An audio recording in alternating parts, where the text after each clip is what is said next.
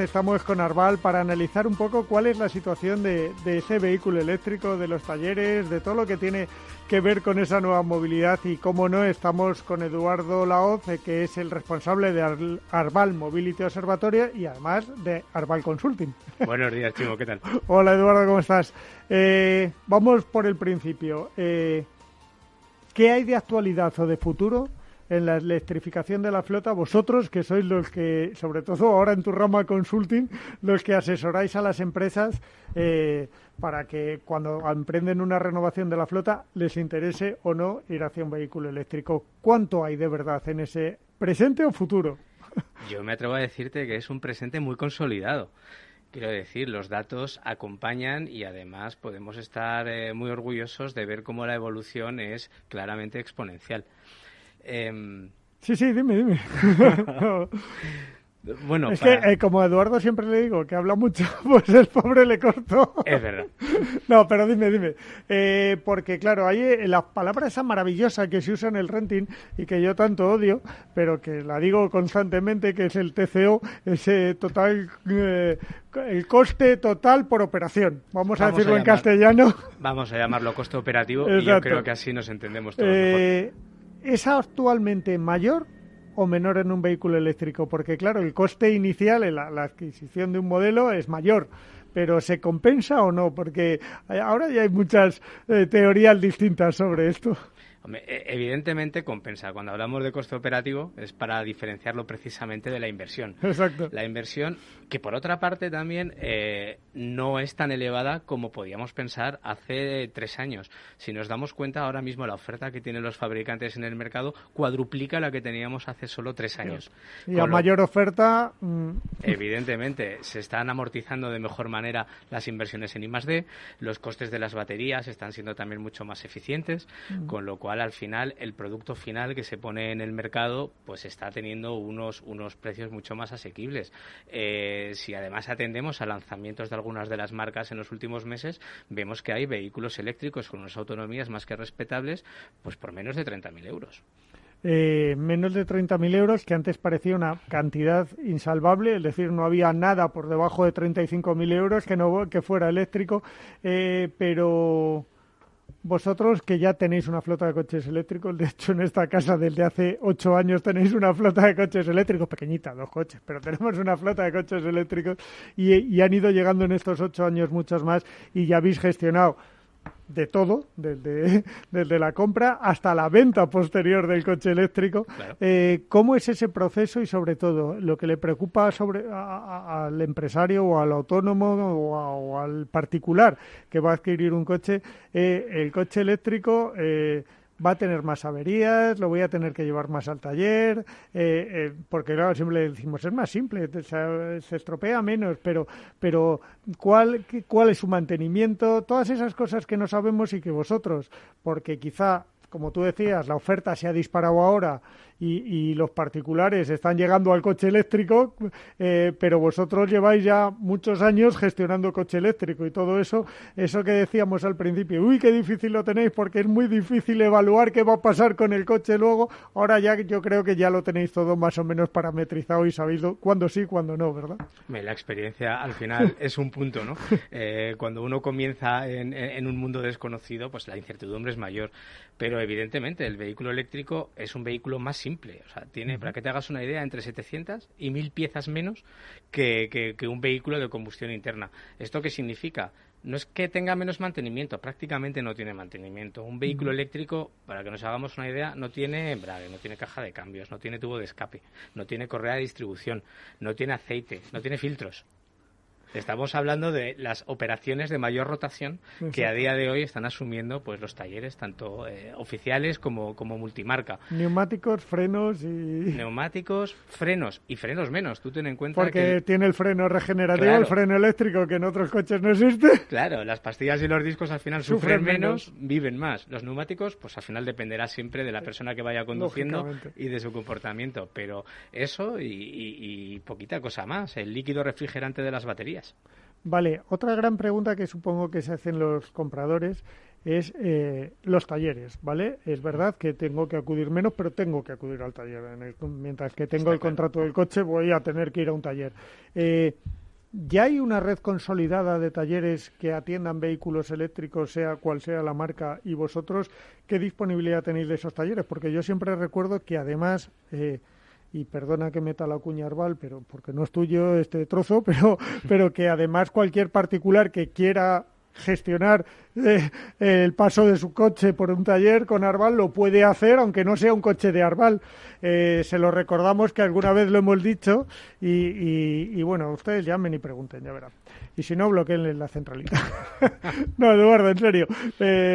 ¿Tenéis ya una red capacitada y a la que sea fácil acudir, o sigue siendo un problema, como hacía unos años, encontrar qué taller de cada marca te atiende un vehículo eléctrico? Sin lugar a dudas, la red preferente de talleres de Arval ha de cumplir unos requisitos de calidad, unos estándares muy altos, ¿vale? Estos estándares además incluyen que hayan pasado por una formación técnica muy rigurosa y que además estén muy orientados, ¿no?, a la experiencia del cliente y del conductor.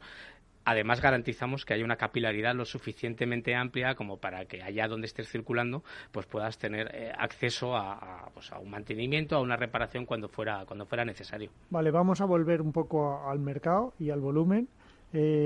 Ahora mismo, cuando Arval Consulting se sienta con un cliente, sea el que sea, o dame casos tipos de gran flota, pequeña flota particular o pyme,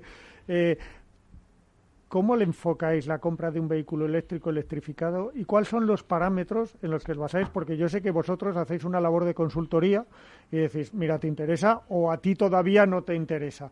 Pero ¿cuáles son esos parámetros y cómo lo evaluáis para que el cliente, para que en el cliente, mejor dicho, se genere esa confianza a la electrificación, sea un híbrido enchufable, sea un eléctrico? Pues el punto principal es el objetivo final que tenga el cliente. Es decir, y aquí distinguimos mucho entre las inquietudes que muestran las grandes empresas frente a la que podemos mostrar pues empresas más pequeñas, autónomos o incluso particulares. O los conductores de esas grandes empresas. Claro, normalmente las grandes empresas, y además movidos, ¿no?, pues por las inquietudes que se están levantando con la aprobación de la nueva ley de cambio climático, por lo general están mostrándonos requerimientos para reducir su huella de carbono de una manera real. Y digo de una manera real porque, claro, con la implementación del WLTP las cosas han cambiado. Exacto. Donde antes ponía 89, ahora resulta que son 130 gramos, entonces no nos sirve tanto. Ya no nos valen. Claro, y están optando por opciones, como recomendamos, pues o puramente eléctricas o al menos híbridas enchufables. En el caso de los particulares o de las empresas pequeñas o medianas, normalmente tiramos hacia soluciones más prácticas. Es decir, yo quiero un vehículo que me garantice el acceso a zonas restringidas y para eso con una etiqueta Eco 0 me es suficiente. De todos modos, siempre recomendamos desde Arval Consulting pues hacer un análisis mediante nuestra metodología SMART que te permite contar, ¿no?, pues con un escenario previsto de costes a la hora de saber para qué vas a utilizar el vehículo y qué necesidades tienes. A mí me sigue preocupando lo de los talleres, lo reconozco, porque de hecho aquí tenemos una sección de talleres y sé que no van al ritmo necesario. Es verdad que vosotros usáis la red oficial en muchos casos y que en este caso sí que van al ritmo necesario porque no pueden vender Desde coches luego, sin darles la postventa. Pero ¿cómo crees que va a evolucionar esa red de talleres? Porque claro, yo muchas veces hablas con ellos y alguno te dice eso de hasta que haya un parque suficiente para que sea mi negocio, me queda mucho tiempo. Pero ¿tú crees que los talleres bien se van a incorporar de una manera rápida o va a ser mucho más progresivo? Yo confío en que sí. De todos modos, vamos a asistir evidentemente a un cambio de modelo. En Arval Consulting estimamos que de aquí a 2030, fíjate que faltan menos de 10 años, las matriculaciones de vehículos eléctricos y las de combustión interna serán las mismas. Serán como un 50-50 aproximadamente. Evidentemente esto en términos de parque todavía no pesa tanto, pero sí en vehículo circulando. Pero ahí me metes eléctricos puros o me metes electrificados, porque claro, es que esa es trampa que se ha hecho la propia Unión Europea, porque cuando habla de motores de combustión y de eléctricos, mete electrificados que llevan motores de combustión. No, aquí estamos hablando de aquí a 9 años de vehículo eléctrico puro. Bien. Entonces, dentro de 9 años, si quieres, nos volvemos a sentar aquí. Hombre, analizamos. Estoy seguro, si llevamos 8 sentándonos, ¿cómo no vamos a sentar dentro de 9? Por eso. Entonces, también hay que tener en cuenta los cambios de modelo de propiedad. Hay que tener en cuenta también Por ejemplo, sin ir más lejos, hace 3 semanas, joder, no doy una, lanzamos nuestro... El caso es que eran 3, Eduardo. Pero semanas.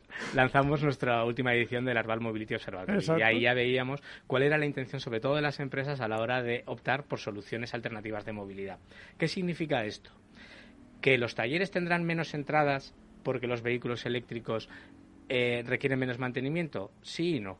¿Por qué? Porque entendemos que el vehículo eléctrico va a tener una mayor rotación y mayor intensidad de uso de la que se está teniendo ahora mismo. Exacto, por el cambio de modelo de propiedad que va asociado a la llegada del vehículo eléctrico. Aquí hay muchos factores, como el cambio de modelo, como la falta de espacio en las ciudades que cada día están más orientadas al peatón, muchos otros. Entonces, esto significará que los vehículos, en lugar de estar un 80% de su tiempo parados en los garajes, van a estar en circulación.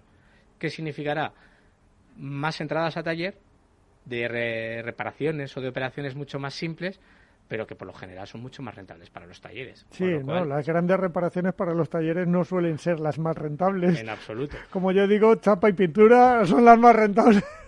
Eduardo, para terminar, ya que tú has hecho la intención, ya esto de entrevistar a gente que se lo sabe ya no vale, porque te sacan la bola de cristal solos, pero ya que has empezado a sacar la bola de cristal, y en 2 años, porque digamos que el siguiente hito para el coche eléctrico, según la Unión Europea, es 2025, y en 2 años, porque si vemos las cifras que presentamos justo antes de la pandemia, que presentó el gobierno justo antes de la pandemia, de la evolución que tenía que tener el coche eléctrico, ahora las miras, y es verdad que la oferta es masiva, pero es verdad que a final de año había muchos coches eléctricos sin matricular y había que matricularlos muy corriendo para cumplir con los niveles de emisiones o por lo menos para rebajar las multas.